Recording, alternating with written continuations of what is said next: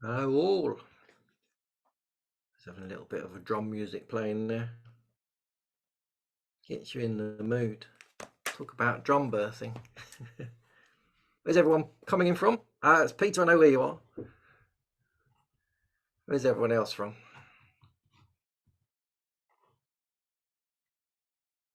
Welcome, welcome to the first one of this year. The scary thing is it's almost into January. Where's the month gone?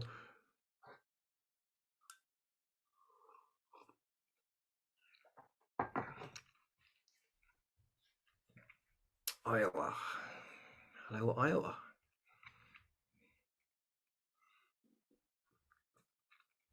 Let's give it a few minutes, let people arrive.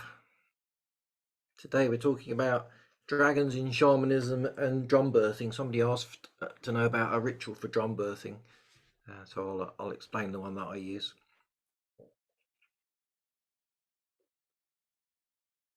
Pembrokeshire, hey, land of the dragon.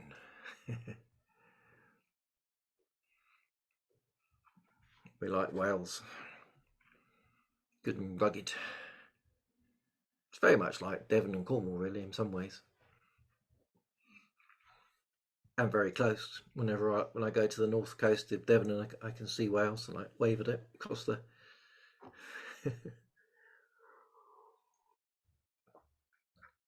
Yeah, Peter's from Alberta in Canada.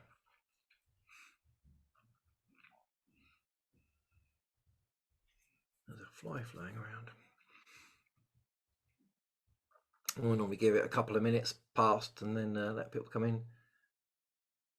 Sorry, I've been noticeably absent the last few months. Don't mind, Peter, we all get busy. It did actually happen in December. In December, we had lots of internet issues, so it didn't happen. My internet speed was sort of 0.2, so I spent the whole time like this. Which confused people, understandably. There's me saying, and I'm explaining something, and they're like, "You're not moving." Okay.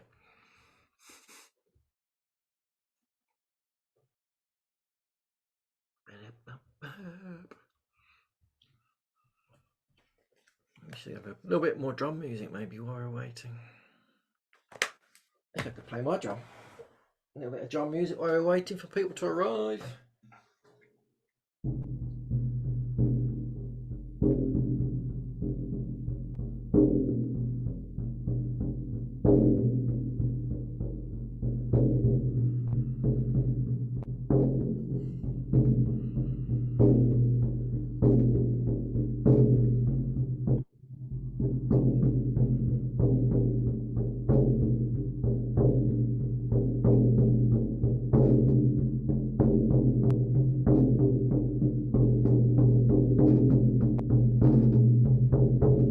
This is the big drum, then there's the little one. That's my travel drum. This is my ceremonial drum. Do you like the artwork? A beautiful lady in Finland basically took my really scribbled drawings and turned them into those beautiful pieces. Welcome, welcome, people. Just saying, we just wait for people to arrive. Pop in the comments where you're from if you want to tell us where you're coming in from. We've got Wales in the house, Iowa, Canada. Where's everyone else from? Bing bong.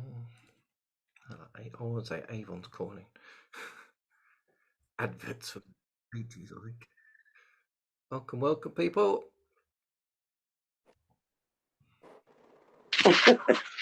Hi, Brenda. Hello, hello. How you doing? Good. I'm glad I made it this time.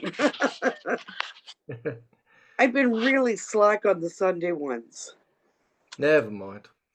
Oh, and I'm really good with, the time difference and everything. And it's like, I look at the clock, it's like, shit, not again. Well, it's all that everything's on replay, so you can always play catch up. I know. I know what it's like. I get loads of things that I need to replay, and you're like, I can't be bothered. It's much more fun live, isn't it? I do like the live instead of like the old Memorex, right? Yeah, if people want to see where they're popping in from, it's always good, nice to see the spread throughout the world. So I'm it here gives you, from Dartmouth, Nova Scotia. yeah, I'm in Dartmouth, Devon. There you go. And you're in Dartmouth, yeah. Which one came first? Oh, definitely Devon. It was probably there. It wasn't called Dartmouth, was it? I was gonna say, it's funny. My brother-in-law's mom was from Devon. No, yeah, it's a nice My part of the nephew, world. my nephew just got back from Bridgewater. Oh yeah, He was there for work for 10 days. yeah, that's not far from me. It's sort of up and sort of north a little bit. And Over on the coast. Yeah, pretty excited. cool. Give it another minute or so. Let people arrive.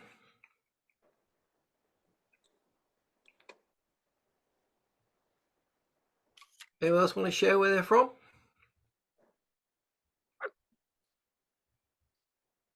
No, don't have to. You don't want to.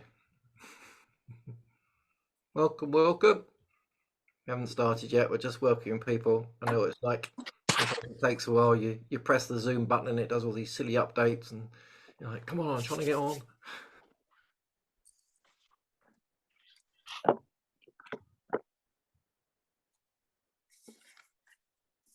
You want to type where you're from, or jump on and say where you're from before we start? Don't be shy. That's fair enough. Everyone's a little bit shy today. Slow start to the year. Yeah, these meetings used to be at the beginning of the month, so I've moved them all to the last one of the month, last Tuesday of the month. And this is the one that we should have done at Christmas, but there was lots of issues with the internet, so we're doing it now. And then I haven't got a plan for the rest of them, so I'm open to anyone saying I'm really interested in this thing about shamanism, and maybe it doesn't have to be shamanism if it's sort of loosely related. I'm happy to talk about it. It's always good to spread it. The whole point of this talk is literally just to get people to say, oh, what is shamanism? And I've done a whole bunch of different ones throughout the last year, and planning on doing one a month for the rest of this year, just to share what it is. Gets you to know who I am. You don't necessarily have to use me if you want something shamanic, but at least you think, oh, that's what shamanism does. Denmark. Where in Denmark? I've never been to Denmark. It's on the list of places to go. A friend that's just moved there to Denmark, right near the coast. I can't even remember the name of the place. Yeah, I want to do that little trip to Sweden and Denmark, back through Germany, France. I might be going to Italy as well. I might be going to Italy for end of Easter. I'm looking forward to that. Not been there yet. Rome, Colorado. No idea where that is. I'll look it up afterwards. Right then, I think we're 4 minutes past. So let's get this thing going. We're on record. That's good. As I normally do, share my screen. That one there. Share screen. Perfect. I can still see you all in the corner there. Good stuff. Can you see the screen? Give me a thumbs up. You can see it. Perfect. So talking about dragons in shamanism. If any of you have known me at all for a while, you'll know that dragons are big in my life, and I run the Dragon Thunder talks and the Dragon Summit, and dragons work with me a lot in shamanism. If you've not been before, just to let you know that all of these are on replay. They're all on the website, and you look through them. So there's quite a few interesting ones. The dismemberment journey was quite powerful. Reconnecting with your dragons, shamanic tools, all of those beautiful ones. As I say, this one today was meant to be in December. We had internet problems, so we're running it today, and we're going to be running through the rest of the year. And if there's anything that you would like me to talk about, let me know. And somebody said they want to talk about drum birthing, so that's why we're going to run through that one today. And if you're really interested, I've got a video somewhere of me birthing my beautiful drum on Dartmoor. recorded it. And that picture there is meant to be me sitting there with my dragons telling me what to do. So while you're all here, let's just bring ourselves into the present moment. I know you've all got busy lives, so it's great that you're here. And those of you who watch it on record, yeah, thank you for watching it. That's the beautiful things. So just today, actually, yesterday, I was talking about dragons of the runes, and there's some of the runes that I've created with the dragons, and we were looking at the mind of the heart, and we were talking about just turning off our really busy minds, our judgy minds, and just coming into the heart space. And maybe we should just do that for a couple of seconds. Just breathe, and just imagine you can breathe into your heart and really open your heart and just feel love for the planet. I know at times it's hard what goes on at the moment. Just be here in this moment.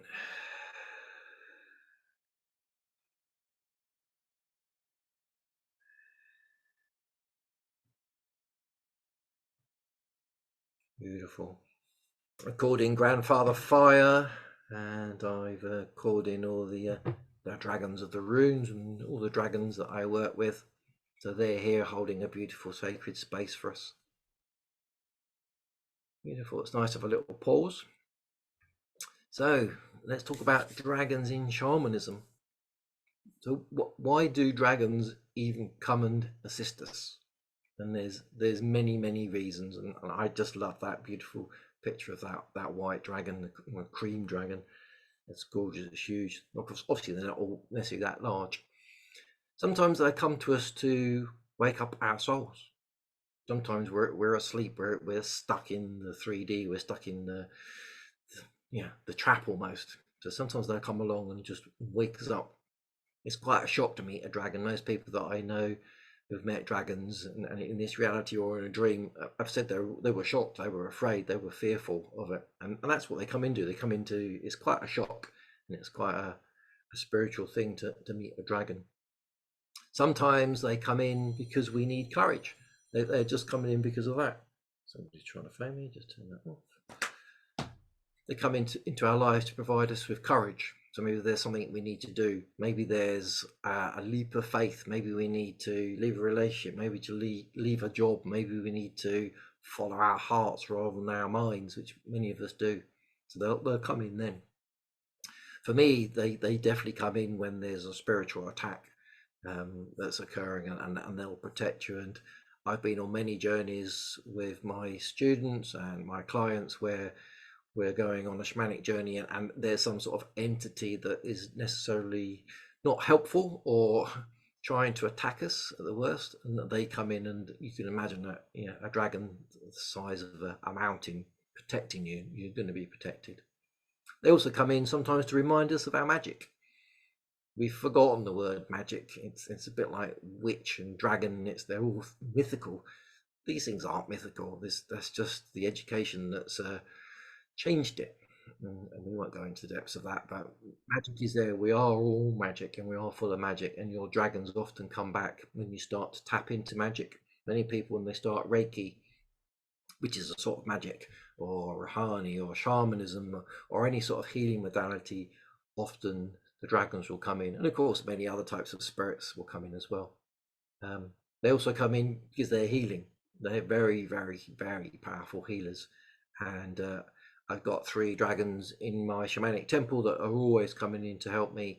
They're there to protect while the healing is going on. They'll come in and they'll help with actual physical healing, or soul healing, or aura healing, or chakra healing. There's small ones that will go into your chakras and clean them for you. So they definitely come in and help and heal. They also come to help us heal other people. So if you're a healer, a dragon may come in to help you heal other people. They're there standing with you, guarding you, protecting you while you're doing your healing, your magic. They also come in to help us heal animals, plants, planets, and galactic systems. And at the moment, obviously, on Earth, we're sending a lot of energy to Gaia to help her heal from the ravages of the humans. The dragons are very powerful. They're very friendly. if you're on their side. If you're not on their side, then they can be quite powerful and quite ferocious. So dragons, for me, in shamanism appeared first in April 2017, and there's a long story then I won't go into now because I've said it many times before. But basically, I was riding my horse out in the British countryside, and a full-size dragon appeared and scared the bejeebers out of my horse and me. At that point, I'd not really heard of dragons other than seeing them on the telly, Puff the Magic Dragon and all the dragons that were raiding villages and knights were killing them, and all the rest of it. That's what dragons were to me, so it scared the bejeebers out of me. And many other people have got a story of meeting a dragon and just remembering what our culture thinks of as dragons. If you're in China, you think of a dragon completely differently. I mean, it's coming up to the year of the dragon. I think it's the 10th of February we start the year of the dragon, and for them, it's a being that's lucky. Basically, that's the easiest way to describe it. I think for us, in our reality, we think of them burning down villages and people having to sacrifice and them stealing all our gold, and so that was my first thought. But over time, I've met other shamanic people, Reiki masters that have worked with dragons and that, and they started to educate me on how to work with the dragons, how to talk to the dragons, and the dragons have since trusted me a lot more, and I've trusted them a lot more. And recently, 27 of them came in, and they came in and channeled they call them the runes of the dragons, and you can see some of them there, and I've got them in multicolors and all the rest of it. But basically, they came in and wanted to say there's 27 of us. We're not just there's many different dragons out there. They were like a council of the dragons of the runes. And I found out that the dragon that came in April 2017 was one of these, and it was a water dragon. And back before on the last slide, I was saying, why do they come in? And they came in basically to wake up my soul. I was in IT. I was a computer person. I did the 9 to 5. I did what you meant to do. I was going to sort of work until I'd been there until I was 67, retire, live my 10 years, and basically in many ways asleep. No idea about spirituality or anything.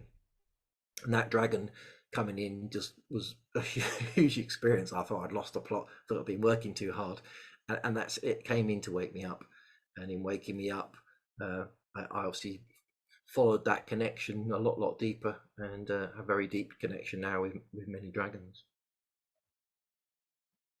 So the dragons I work with during my shamanic practice, as I say, they provide protection during rituals and ceremonies, and whenever I go on a journey. So often when I go on a journey, the first thing I will do before I even go on one walk, I will call in the energy of the dragons. And a recent example, we were in Glastonbury, where there's beautiful energy, but there's also a lot of dark energy. And it's one of the chakras of the world, so understandably it's going to have people there that have got ill intent and good intent. And we were going on a journey, we're going on a past life regression, and the people in their minds and with their free soul were walking up the Tor. If you've been to Glastonbury, it's a beautiful walk. And they're walking up there to meet their ancestors, their wise ancestor, so that they could basically go through and receive a gift and clear some of their ancestral traumas. And that all worked really well, but quite a few of them said that as they were walking up in their minds, there was a lot of dark energy coming in and sort of evil looking beasts, and they said the whole time there was dragons just pushing them away, and that's what the dragons do. They come in to protect in that amazing way, and they also come in just to be with you. And personally, I find them they're there mainly in my shamanic journeys. However, I also call them in when I'm going for a drive in this reality. So if I'm going to go to the shops, I'll call the 3 of them in, and I ask them to assist me with many things like find me a parking space and make sure I'm not speeding and make sure nobody crashes into me. And when you walk with the understanding that you've got a dragon with you, you just imagine that how powerful you can feel and how protected you feel. They have healing powers themselves to help us, and they are of this reality, and they're also of all realities, dimensions. Have always been, The easiest way to think of them is like angels or archangels. They have been just always around, and so they have healing powers. Each of them has a different level of healing powers, so they're very useful. Yes, and I often use them in extractions and relocation of energies. So within shamanism, there's a thing called an intrusion tunnel, and the intrusion tunnel is a tunnel that I open, and that tunnel looks like your life and your past lives. So it's like your soul life. And what can happen is, at certain points, all of us have traumas in this life and in past lives. What can happen is an intrusion can attach itself into your soul journey, and what it can do is it can leech your energy. So you might be perfectly fit and healthy, but just feel tired all the time or whatever. You could have illnesses, dis-ease, as we call it. And what the dragons can do is, because again they're so big and powerful and healing and strong, there's nothing out there that I've met so far that resists a dragon. And if it does, then the dragon asks its friends to come in, and you've got 2 or 3 dragons. They've got such power, they can extract anything. And on a recent one, for example, one of the ladies had fibromyalgia for many years, and we were trying to go back and see if there was a trigger point on it, and we found it. And what often happens is the energy will sit and it will manifest as something that means something to us and something to the person that's being healed. My dragons went in and they went round a corner. They went back sort of 20 or 30 years in this person's life, and they came dragging out literally a 40-foot crocodile. And this crocodile was basically a manifestation of the trauma that had occurred in her life. And when we removed it, she went from being a 0 for many years out of 10. I always ask my clients, what are you, a 0 to 10? 10 good, 0 bad. She said, I've been a 0 for many years. Afterwards, she said immediately she felt like she was about a 5 out of 10. And she's been working with the dragons ever since, and improving her health. So yeah, and the good thing about dragons is a bit like your angels and your archangels. Their interest is just pure love for you. That's their whole interest. So dragons in shamanism is very powerful, and you don't have to be a shamanic practitioner to call in a dragon. That I must say, that is, they're working with me in shamanism, but dragons will come in and assist anyone that calls them. And moving on to that, you can each have a dragon friend, guide, whatever you want to call it. Often people get very confused about dragons, and it's very hard to remove from your mindset all the programming you've had about dragons, and you're thinking of them as big beasts and scary and the rest of it. But they can sometimes be very small and friendly. They can be fluffy, they can be furry, they can be feathered, they can be more snake-like. They can actually be very humanoid looking as well. And the important thing is that you need to have the prerequisite that you believe in dragons. You're not going on a journey to say, prove it to me. They're not going to come out. They're just like, yeah, what's the point? We're not interested in you. They're interested in people that already feel a connection to dragons. And if you're on here, you've probably got some sort of feeling that maybe there's something out there. And in this picture, you can see there's a dragon at the base of my drum and two dragons at the top. So you can see those are my three main dragons that have been in my life since well, so what are we now? So must be 6.5 years now. And they've probably always been there, but I forgot. And then they reminded me by landing as a big dragon and waking me up to it. And maybe your first meeting of the dragon will open something up for you. We're not all called to huge big missions. Some of us are called to bigger missions than others, and meeting your dragon, as I said before, might be a big mission, or it might be just that they're in there to protect you and look after you, and maybe it's just someone you can talk with. You don't necessarily have to have a dragon to have this huge big mission, so don't think you do. If you want to meet a dragon, it's meetyourdragons.com, and that's completely free.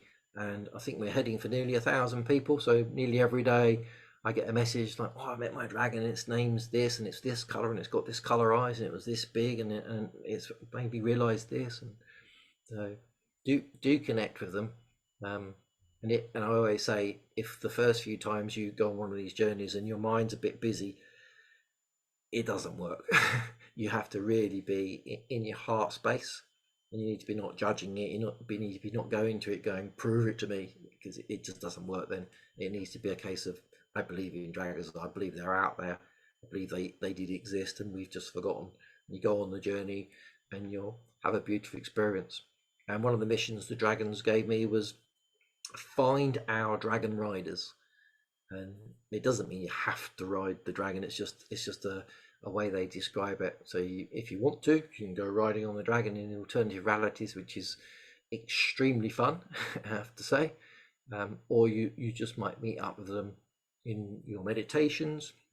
You might meet them in your dreams. You might meet them while you're walking in nature. There's so many different ways of meeting them. So don't limit it. Say that course will assist you in opening the sort of the portal, as I call it, to the dragons. It's not a very long one. It's actually just I think about an hour and a half webinar that I turned into a short course just to make it flow so that you can work your way through. So if you're interested, have a look. And all of this will be on replay, and I'll share all the links. So you don't need to write them down if you're not having time. So dragon energy. Yeah. When the dragons came into me, I was like, who are you? Why are you here? What's it all about? And they say they are source energy. So in the same way that angels and archangels are source energy, they are source energy. They have always been there, always been here, and there's always going to be a friendly and an unfriendly version of the dragon. So far, I've only met the friendly ones, which is good. But I've heard that there are less friendly ones out there, which is fine. That's the way it is. And each dragon, like each of us humans, is unique. Yeah, and they came into existence with some core gifts and some core skills. Some people like to define dragons by the color or their elemental definition, and I think this provides a way into who the dragon is. But in the same way, if you've got red hair, does that mean every red-headed person is the same? Or if you wear green tank tops, does that mean you're the same? I think it doesn't. Many of the dragons come in a certain color that they have the ability, like chameleons. There's little lizards that change their color. Many of the dragons have the ability to change their colors. They can be black, then white, then green, then pink, then purple, rainbow colored, all different ones. And many people say to me, I've met a red dragon. What does it mean? Well, it just means they're red. And the only way to truly understand why they're being red when they're seeing you is to have a conversation with them. In the same way, if you met someone that had dyed their hair blue, you might say to them, I like your blue hair. Why'd you dye it blue? And they'll tell you, and they go, oh, well, this is a story, or I just wanted it a difference. And the dragons are the same way. There are some people that will say if it's a red one, it's always this. Maybe that's true for some dragons, but not for all. And I often say to people, treat your dragon guide or friend like you would a human, just accept that they're much bigger, much more powerful, and probably a bit more scary than most. But they're here to be your friend. If a dragon connects with you, then it wants to be your friend, and it's probably known your soul forever. Well, it's a big statement, but it's true, and we just forget. But they don't. They're always there. Yeah, and as I say, that dragons are far too complex for us to define them by their physical attributes.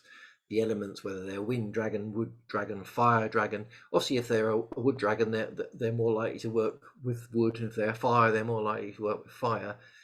Again, like humans, they can be multifaceted. So some of them will be fire, water, earth, and air, and wind, and east and south and north, and all of that combined. And you can't sort of just pin them down. But there will be some that are maybe less mature, and that's what they are. They're a dragon of the wind, and that's it. So work with your dragons, and you'll find that they're like us humans. Some of them are very simple at what they do. Some of them are sort of much more awake and capable of many different things. Some of them learn lots of skills. Some of them are healers. Some of them aren't healers.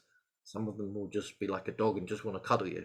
Some of them will be more like, I don't know, a whale or something, and a bit more intelligent, and lots of information going around from them. And they grow too. They grow in their maturity. They grow by working with humans as well, because we're just so different to them.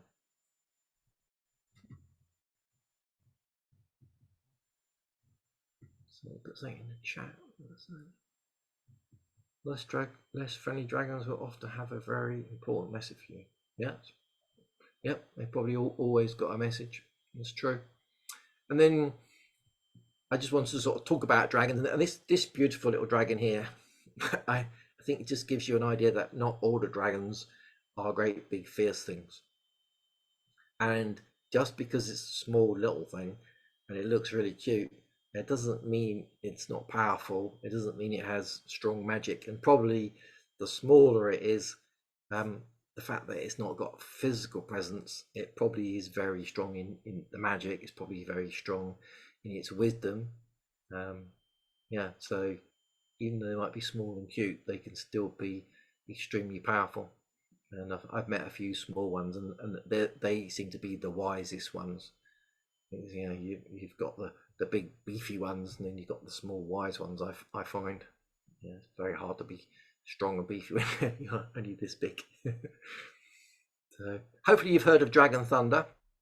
If you haven't, let me just explain. Dragon Thunder is a group of individuals who love dragons, and that's all we do. We talk about dragons, we share about dragons, and it doesn't have to be that you're into shamanism or Reiki or healing. Dragons come into all sorts of people at all levels of their life. And we have a Facebook group, and there's about 1,700 people in it now, and it's a nice friendly group, and we all share. And if anyone gets rude and horrible, I kick them out immediately.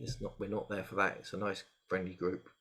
We have a yearly summit where we talk about dragons. It's called the Dragon Thunder. Thunder is a collection of dragons. Imagine 5,000 dragons flying through the sky. It would sound like thunder, like major thunder. That's why I called it Dragon Thunder. And it was a message that came through from the dragons. There was a summit last year, and all of the replays are available at dragonthunder.info. They're all free. There's about 30 speakers. And then what we do each month is we have one or two speakers come on, and they talk about their dragons. They share their healings, they share their ceremonies. There's one lady that shares channeling, and she actually has a dragon talk through her.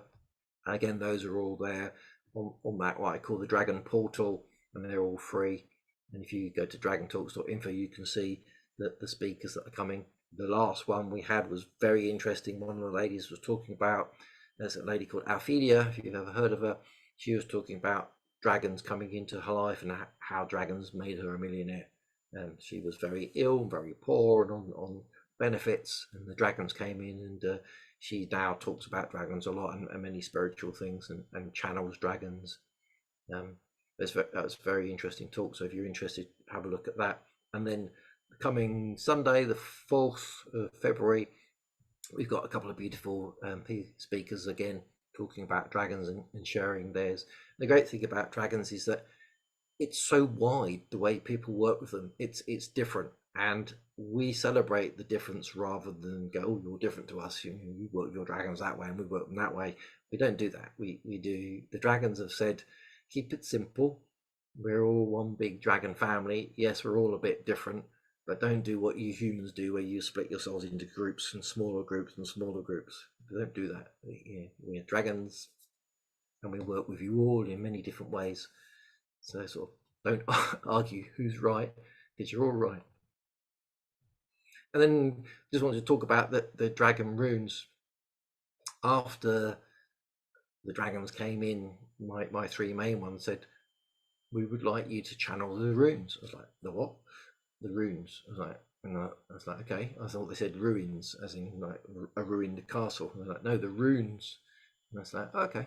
And as you can see on that's some of the rainbow colored ones. The runes are very simple, and what they channeled was some very simple ideas of how you can connect with them. And they said the only way you can truly understand is pull a card, go on a journey, however that is for you, and connect with the dragon of that rune. So recently, actually, yesterday, we were talking to the mind dragon. But rather than it being the mind of the head, it was the mind of the heart, and it was extremely powerful journey. It really was, and we met with the mind dragon, the mind of the heart, and it really opened our hearts. We were all like so high afterwards of meeting this dragon. And what we do is we go to the lower realms, and there's a bit like you can see here on the shield here. There's actually a grove, and that grove has got a huge big stone plinth, and within it is a rune of each of the dragons, and it's big enough for like a full size, imagine a sort of double decker size bus type dragon to land on it. And there's a blank one, and what we do is we journey to that. We stand there and we meet the dragon, which is beautiful. And what I'm doing is I'm looping around that one each week. I think we're on the 11th now. But yeah, if you want to join that course, you can just pop in at any point, whether it's the 1st or the 27th, because we'll just keep looping back around, meeting the dragons. So that's there if you're interested. And that's again another way that they work with me.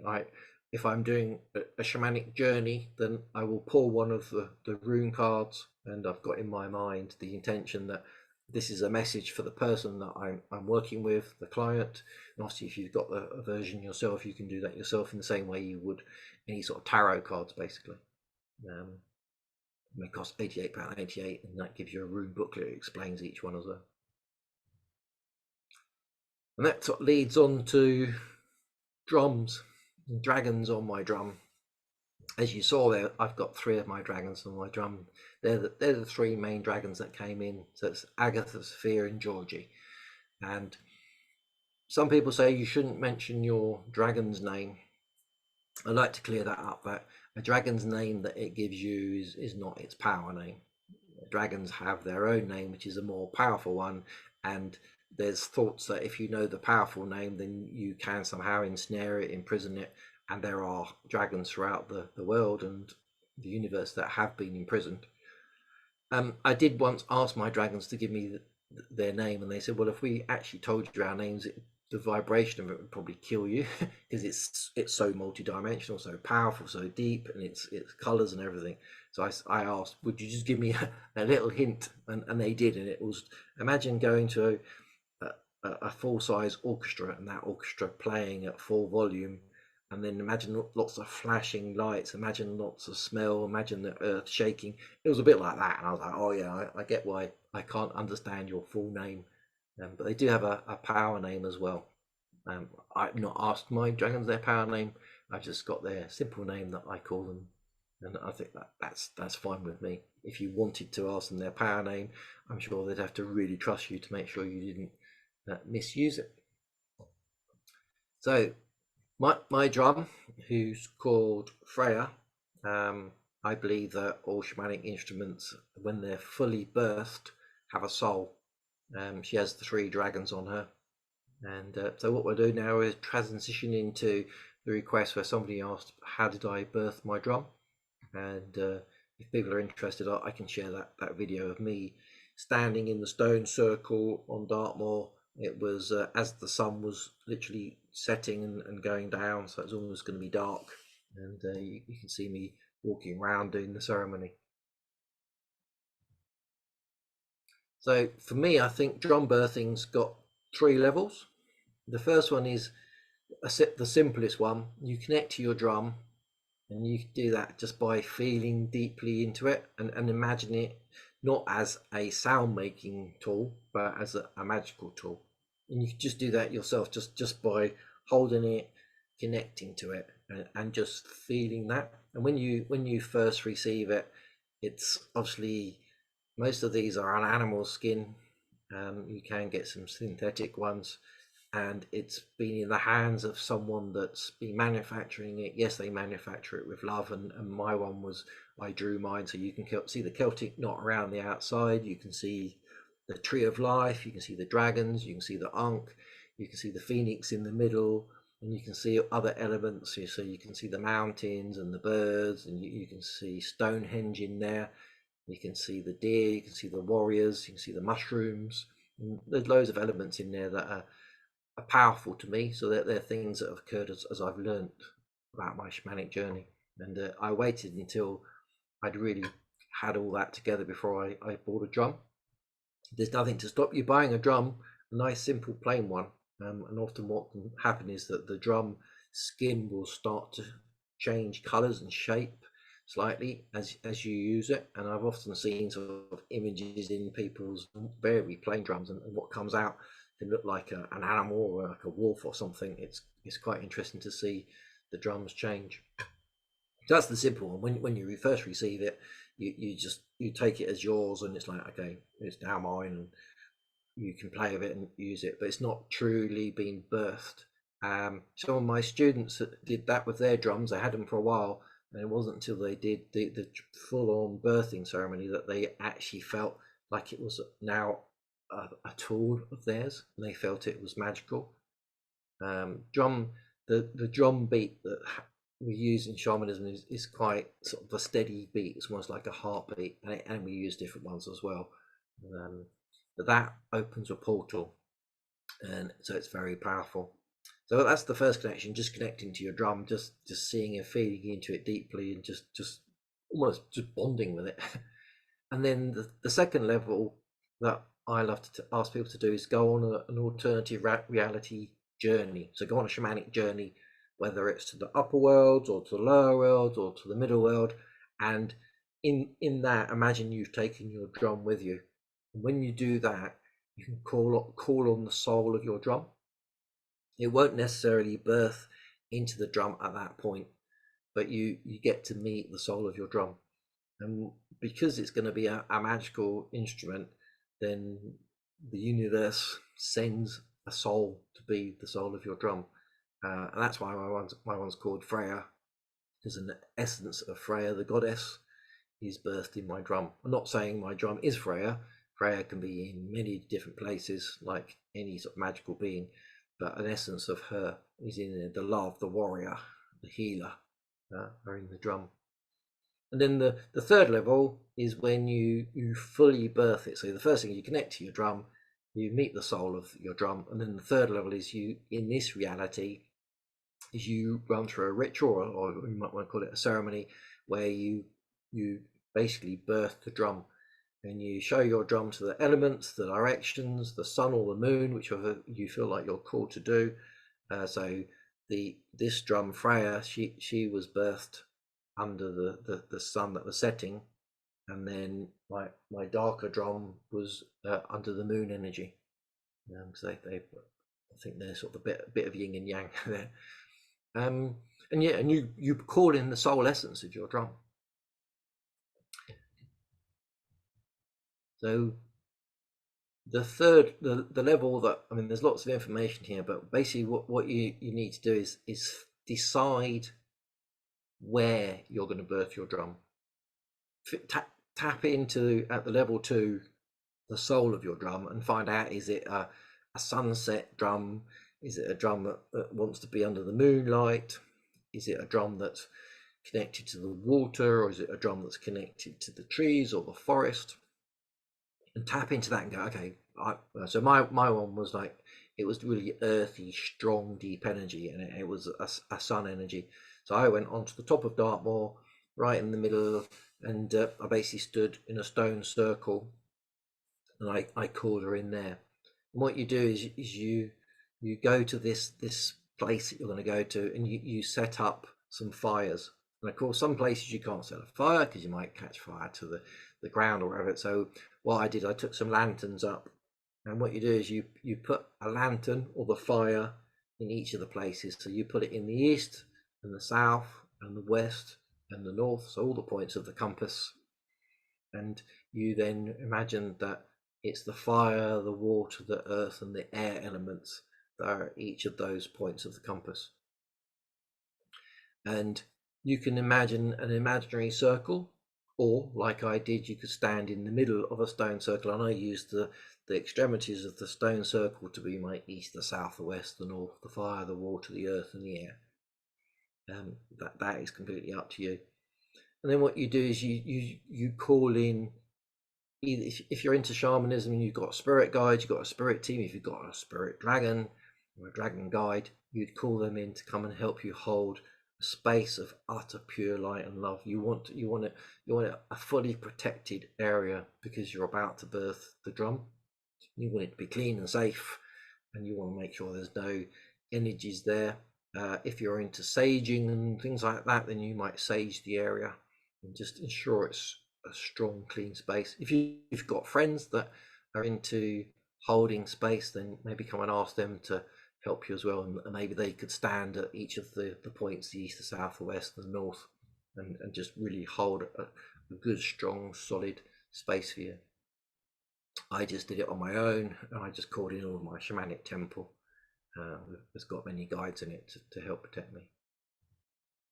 And then what you do is you take your drum and you literally walk around either your imaginary circle, at least a couple of times, just walking around it, waking the drum up, beating it gently. If it's a cold, damp evening and you are able to have a real fire, then it's always good to warm the drum up, because what can happen is the skin can get a bit slack and the drum sound can sound a bit like blomp, blomp, blomp, blomp, rather than a nice deep sound. So if you've got a real fire and you can do that safely, then do warm your drum up. Obviously don't over warm it. If you do over warm it, then put a bit of water on it, but so treat it carefully. And obviously not too close to the fire because it'll catch fire. And then what you do is literally you walk to the east and you circle it twice, the candle or the light of fire in the east. And as you walk around it, you start asking for learning, knowledge, and acceptance from the east for the drum and yourself. And you call that learning, knowledge, and acceptance into the drum. And once you finish with the east and it feels like you've got that, you walk into the center, you walk around the center, keep drumming the whole time. Then you walk to the south fire. Again, you circle that twice. And this time you're asking for physical strength, stamina, and health from the south. And you call that in for your drum and for yourself. And then again, you keep drumming. You walk into the circle and you circle around the circle, the middle of the circle. And then you walk to the west, the lantern or fire in the west. And the west is where the sun sets, and it is the time of our ancestors. So you're asking at this point your ancestors for the past, for the history, you're asking them to help and come in now to the drum and yourself. And that feels extremely powerful, because if you've ever looked at how many ancestors you have, it's huge. And I know some of us have got ancestors that weren't that wise, but you're asking the wise ancestors, and you're asking the ancestors because they would have passed on. They're not in human form anymore. So all those ancestors that maybe you had some issues with, they're not in human form, they're in their spiritual form. So they're much more wise and assisting, and they'll come in and help you. Then you walk to the center again and probably getting a bit giddy by now. And then you walk out to the north fire, and you circle that twice. And this time you ask for spiritual powers and any related powers from the north for your drum and yourself. By this time you've got learning, knowledge, acceptance, physical strength, stamina, health, your ancestors, your spiritual powers. You're really pulling in a lot of energy into the drum. So you can see that it's turning it from a musical instrument into a powerful tool for shamanism, or whatever you want to use it for. Then you walk into the center, still beating the drum gently, and it's this point you're about to present the drum. So the drum has received all of this information, it's fully charged up, you're fully protected. You've decided if you're doing it in the sunrise, the sunset, or the moonlight. Maybe you want to do a full moon. That'd be quite powerful if you're into the moon. And literally you just stand and you present the drum, and you ask the soul of your drum to birth into this physical drum. Yeah, and then as that happens, with all of your intent and all of your love, you're calling it into the drum, and you'll probably at that point get a name for your drum. It may not happen immediately. If you watch the video of mine, you can see there's a moment where I've given the drum to the sky and I've called in the soul, and there's actually a flash on the video. You see it, as something happens, and I felt it. I felt the drum suddenly get a bit heavier, and it just felt extremely powerful. And all I heard was Freya, Freya, I am Freya. So you've now birthed your drum. Your drum is now not just a musical instrument; it's a tool. It's fully attuned to you because you and the drum have been to the east, the south, the west, the north. You've called in the learning, the knowledge, the acceptance, the physical strength, the ancestors, the spiritual powers. You are now bonded. It's like you've cut your palms and you put them together. You're bonded. You need to look after that as a being. So mine lives under a beautiful blanket, and I keep her warm. Make sure that she's not too hot, not too cold. And because you are attuned, and because she's attuned to you, really you shouldn't be lending it out like a drum. It's not a musical instrument anymore. It's tuned to you, and it may not take kindly to being used by someone that's just playing it like a drum. So if somebody needs just a drum, buy a second one that's just a drum and let them use that and say, no, this is a magical, it's a magical being, and it will look after you. I've had my drum now for, must be, I lose track of time, must be getting on for 4 years, and I use her all the time, and she gets more and more powerful. It's amazing how when we go on a journey, I'll feel intuitively that I need to beat the sun that's on her, or I need to hit the phoenix, or the dragon, or maybe it's Stonehenge, or maybe it's the mermaid, and there's a different tune comes out of the drum, and a different energy comes out of it, and people see and feel and hear things. So she's very powerful in that way. So, any questions on all of that? Let's read the chat. What's the chat say? Who did the artwork on the drum? Basically, I drew the artwork very roughly, and a lady in Finland did it. When I share this, I'll share with you her Instagram, and then you can go and see. And she's always creating drums. So if you want a drum that's pre-done, then she does beautiful stuff. If you'd rather have something to your artwork, she'll do that. It can take a while. You need to be patient, 2 or 3 months, but they do an amazing job. What else we got here?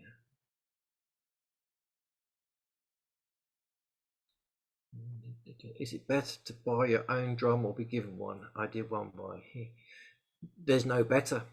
It's whatever works for you. So some people like to buy their drum. Some people are given a drum. Some people will create a drum and go on a drum creation process. Whatever feels right to you. There is no better. The important part is that you birth it and you make it yours once it's been given to you. Yeah, because some of my students bought some drums. Another one was given a drum, and it wasn't until they birthed it they really felt its power. What materials do you use to keep the art elements on the drum? I don't use any materials. It's in the grain of that's deer skin. It's in the grain, and all I do, if it gets a bit dirty, then I will use very lightly some water on it, and I always make sure I dry her out. But yeah, most people say just leave it as it is, let it age. It does its own thing. Did you sing while you did the birthing ceremony? I didn't sing. No, I just played the drum. But again, you can use any frequencies. If you like to hum, you like to sing, you can do that as well.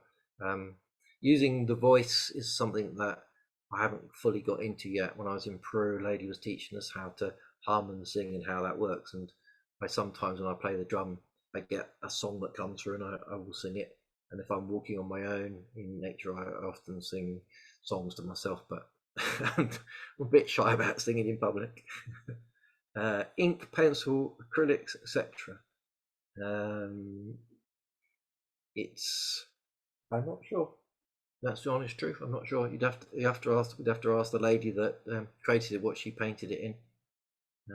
I can ask her, and so I'll share with you her Instagram, and you can have a look at all her wonderful drums. And she's very busy. She creates so many, but she'll respond if you've got any questions.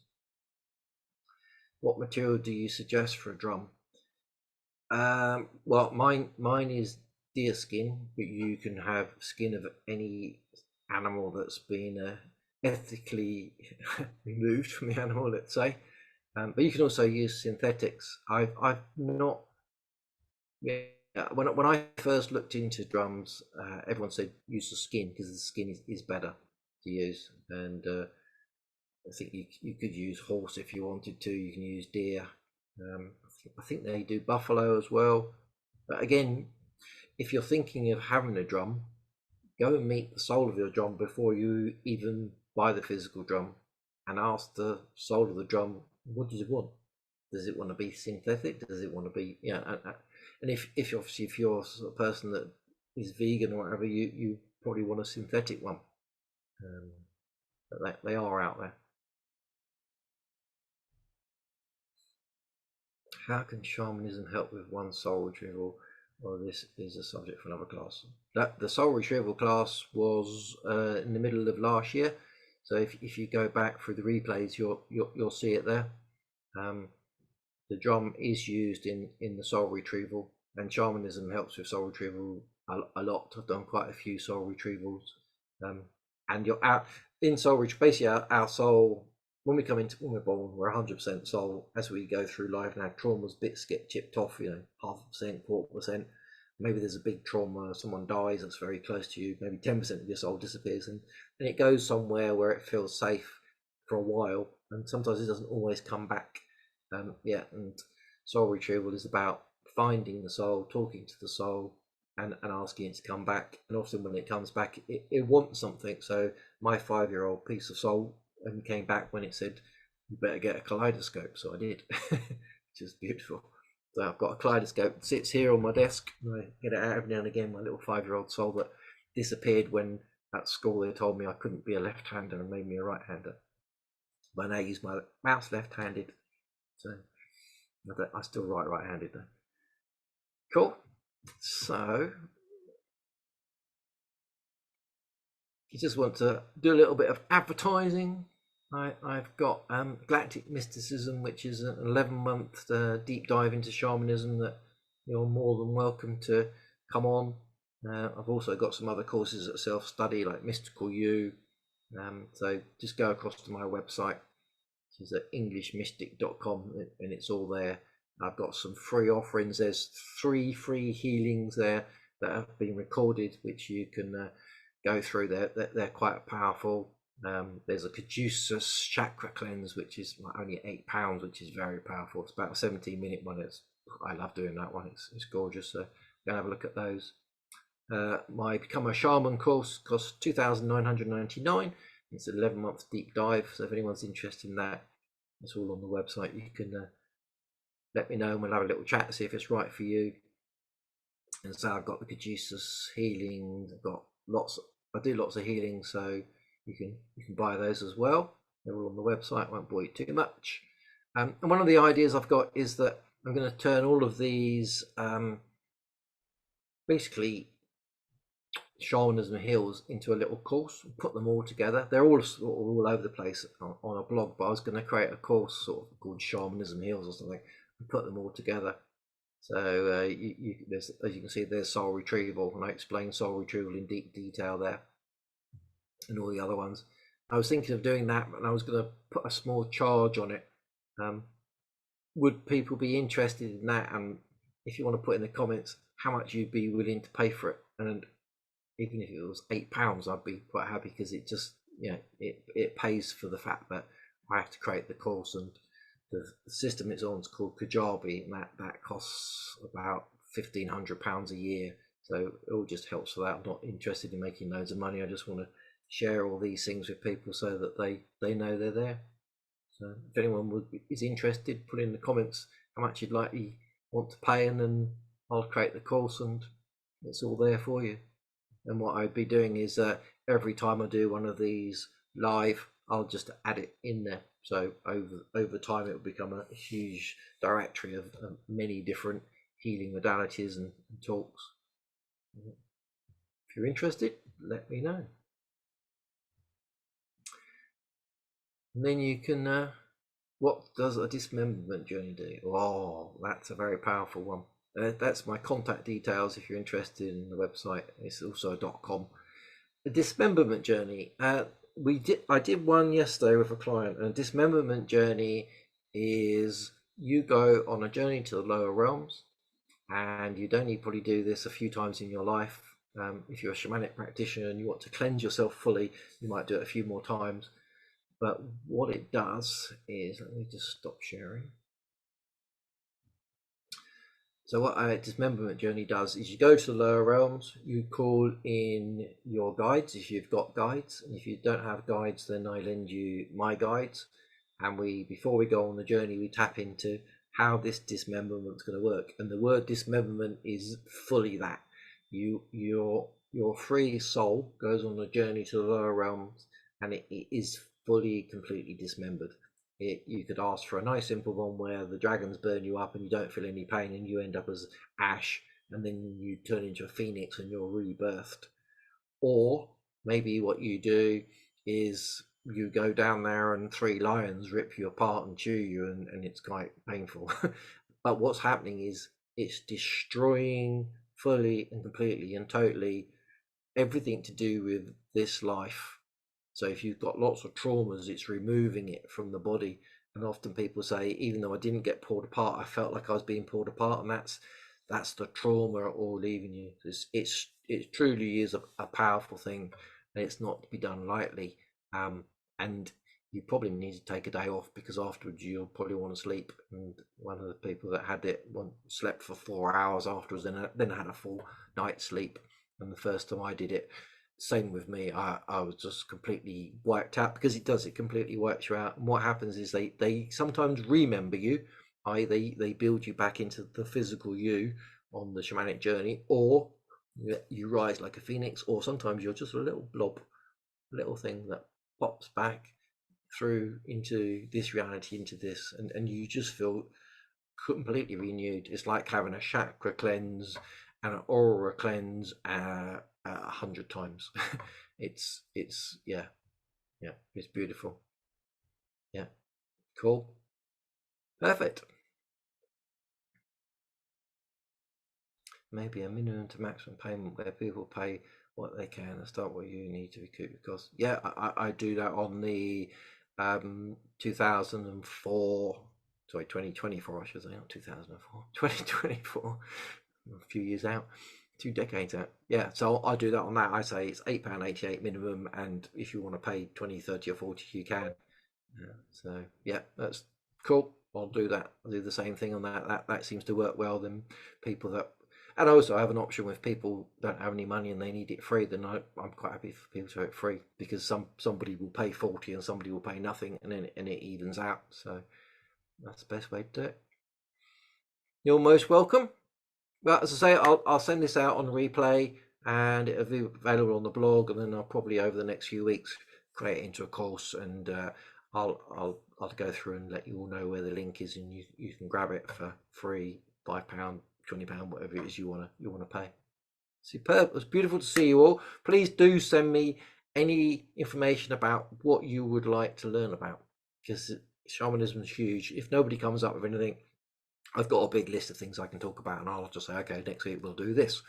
But if someone says I'd really like to hear about that, then I'll do it. Somebody wanted to hear about the drum birthing, so I shared that. Yeah, and I say that if you look through what we've already gone through, then you can see that we've already done the dismemberment and quite a few others. But yeah, there's always new things coming out. There's a recapitulation one that I just learned recently, so I could share that next time or something. That's a really beautiful one where you go back through your life and you remember times where you're having arguments or there's some sort of trauma, and you review that, and you take back your power, and you take back what was said to you, you take back what you said, and you cleanse it, so you can then go back to that trauma and go, no, it's got no power over me anymore. So that's gorgeous. Beautiful. You're most welcome. Thank you very much, and have a beautiful rest of your days and wherever you are in the world. morning, evenings, and if you're going to bed, sleep well. See you all soon. Bye. Bye.